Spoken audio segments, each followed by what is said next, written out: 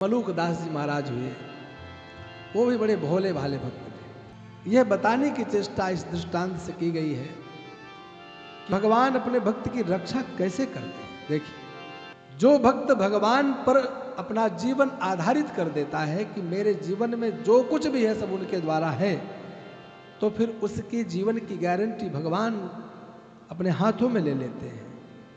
मलूक दास जी महाराज के घर में और भी भाई थे।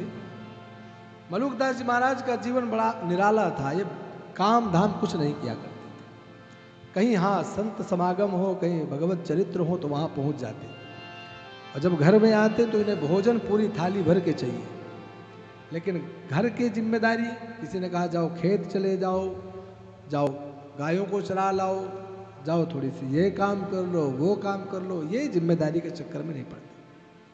धीरे धीरे करके सभी भाइयों का विवाह हुआ, भाभियाँ आईं, तो फिर भाभियों के आने के बाद तो फिर आपको पता ही है क्या होता है। घर में बहुएं आ जाएं, माता पिता स्वर्ग सिधार जाएं, और फिर भाइयों आपस में बंटवारा भी कर लें, तो फिर जिसका विवाह नहीं हुआ है उसका जीवन कैसे चलेगा, या वो माता पिता का जीवन किधर जाएगा। बोले इतने पुत्र हैं, सबका विवाह हुआ, बोले माता पिता, बोले संपत्ति का बंटवारा तो सब बराबर बराबर करेंगे। जब माता पिता की नंबर आएंगे ना, माता पिता की बारी आएगी, तो बोले 4 दिन ये 4 दिन ये, ऐसे माता पिता के लिए बंटवारा कर देते हैं। और कहीं एक अविवाहित भाई हो या घर में कोई भी हो तो उसका फिर कैसे जीवन चलेगा, इसका कोई ठिकाना नहीं। भाभियां आपस में भाइयों से, अपने अपने पतियों से कहने लगी कि देखो ये कितना बड़ा हो गया है, तो इसको भी काम धाम बताओ। हाँ, इसका भी शरीर, अभी इसका भी विवाह होगा, कोई जिम्मेदारियों का एहसास नहीं है। यानी 3 घर में भाभियां हों तब भी एक ना काम करने वाले को खिला नहीं सकती हैं, लेकिन भाइयों से ये नहीं कहेंगी कि ये बैठे बैठे खाता रहता, हम इसको खाना भोजन इसकी सेवा नहीं करेंगे। बहुत नीतिपूर्वक वचन बोलेंगे, जिससे लोगों को लगे कि भाभियां देखो अपने देवर का कितनी चिंता करती। बड़ा होगा, विवाह होगा, जिम्मेदारियां आएंगी, फिर कैसे काम करेगा, काम धाम सिखाओ थोड़ा, काम धाम सीखेगा, खेती बाड़ी सीखेगा, तभी तो जीवन चलाएगा। रोज रोज सुन सुन करके भाई लोग पक गए। एक दिन पकड़ कर ले गए, खेत में लगा दिया, काम कराया। अगले दिन भेजा, कोई काम धाम नहीं, तो एक दिन भाभियों के कहने के अनुसार भाइयों ने अपने भाई मलूक जी महाराज को घर से बाहर कर दिया। जाओ 2-4 दिन जब भोजन नहीं मिलेगा तब अक्कल ठिकाने आएगी। मलूक दास जी महाराज कहते हैं कि जिस ईश्वर ने मेरी गर्भ में रखा कि आज तक बिना कुछ किए मुझे अहरनिश वक्त सब कुछ देता रहा, आगे की जिम्मेदारी भी तो उसी की है। ये तो हम अपने आप पर विचार कर लेते हैं कि मैं यह नहीं करूंगा तो वह नहीं मिलेगा, वह नहीं करूंगा तो यह नहीं मिलेगा। वास्तविकता तो यह है कि प्रारब्ध जन्य पुण्यों के प्रभाव से ही आपको संसार में सुख दुख प्राप्त होता है। वर्तमान में कुछ भी परिश्रम करें, बहुधा देखते होंगे कि दिन रात परिश्रम करने वाले व्यक्ति को भी अंत में किस प्रकार की विपरीत फलों की प्राप्ति होती है, और जो व्यक्ति बिल्कुल कोई काम नहीं करता है उसके पास भी चिर लक्ष्मी आकर उपस्थित हो जाती है। यह सब प्रारब्ध का खेल है। चले गए वहां से, वन में विचरण करने लगे। अंधेरा हुआ, डरपोक थे, एक वृक्ष के ऊपर चढ़ करके बैठ गए कि अब मैं सुबह ही उतरूंगा। सिंह में अनेक व्याघ्रादि जानवर हैं, खा लेंगे, मैं क्या करूंगा। प्राण रक्षा के लिए पेड़ पर चढ़कर बैठ गए। दैववशात उसी समय एक जो पथिक अपने घर से जा रहा होगा, कहाँ जा रहा होगा तो इसके लिए आप विचार कर सकते हैं, कहीं भी जा रहा हो, ससुराल ही जा रहा होगा।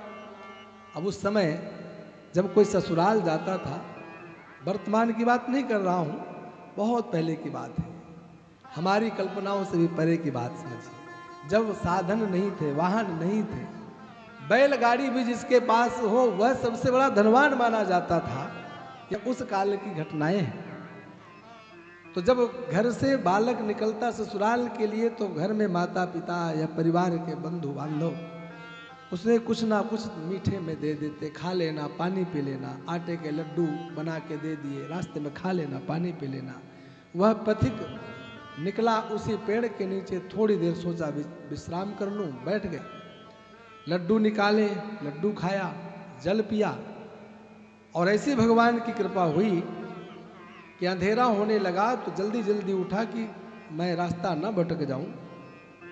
चला गया, लेकिन वह लड्डू का झोला वहीं रह गया, वह लड्डू की पोटली वहीं छूट गई, चला गया। अब इधर उसके जाने के बाद और रात्रि हुई। थोड़ी देर में किसी राजा के यहाँ चोरों ने चोरी की, बहुत सारा धन एकत्रित किया और आकर उसी वृक्ष के नीचे बोले आओ यहीं बैठकर धन का बंटवारा करें, जल्दी करो कहीं राजा के सिपाही ना आ जाए, कहीं पकड़ कर न ले जाए। उसी वृक्ष के नीचे धन का बंटवारा होने लगा, सबने बराबर बराबर बांट लिया। अब जब अपना अपना धन लेकर चलने की तैयारी की तो किसी चोर के हाथ में वह पोटली लग गई। भैया ये पोटली रखी है, देखो। अंधेरे में देखा, खोला तो हाथ से पकड़ने पर प्रतीत हुआ कि इसमें तो लड्डू हैं। जैसे ही उसने कहा कि भैया आज तो भूख मिटाने के लिए भगवान की कृपा हो गई, उठाकर लड्डू खाने का प्रयास किया। चोरों के सरदार ने कहा खबरदार, खा मत लेना। बोले क्यों? पहले इस आसपास में जा करके देखो। देखा गया, कोई नहीं दिखा। उस पेड़ के ऊपर से खरखराहट की आवाज आई तो चोरों के सरदार ने कहा लगता है कोई ऊपर है। एक चढ़ करके कान पकड़ करके मलूक जी महाराज का नीचे उतार करके लाए।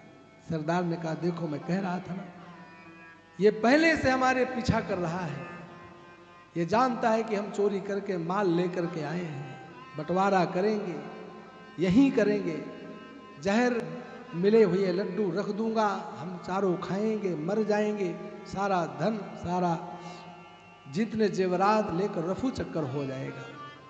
सब चोरों ने कहा अब क्या करना है? बोले अगर यह जहर मिला करके लाया है तो इसी को खिलाया जाना चाहिए, लड्डू उसको खिलाना। मलूक दास जी महाराज को चोरों ने खिलाना प्रारंभ किया।